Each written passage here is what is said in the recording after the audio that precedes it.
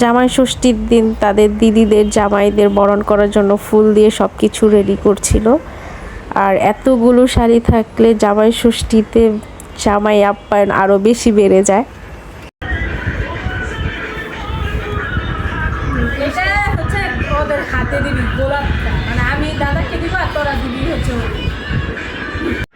ওদের এই প্ল্যানটা করেছিল সুমনা, তাই সবাইকে শিখিয়ে দিচ্ছিল কে কিভাবে কি করবে।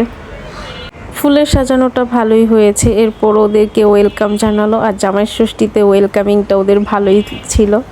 সবার এক্সপ্রেশন দেখে মনে হচ্ছিল সবাই খুব এক্সাইটেড ছিল, শালিরাও সাথে দুলাভাইরাও।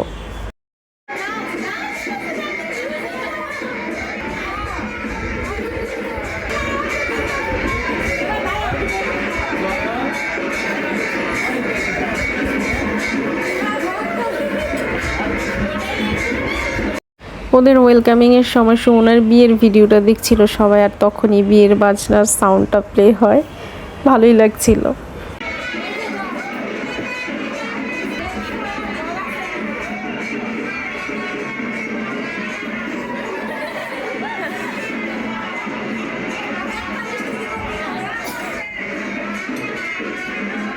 এই তো ছিল জামাই ষষ্ঠীর এত সুন্দর ওয়েলকামিং পার্ট। এর পরের পার্টগুলো শেয়ার করব নেক্সট ব্লগে।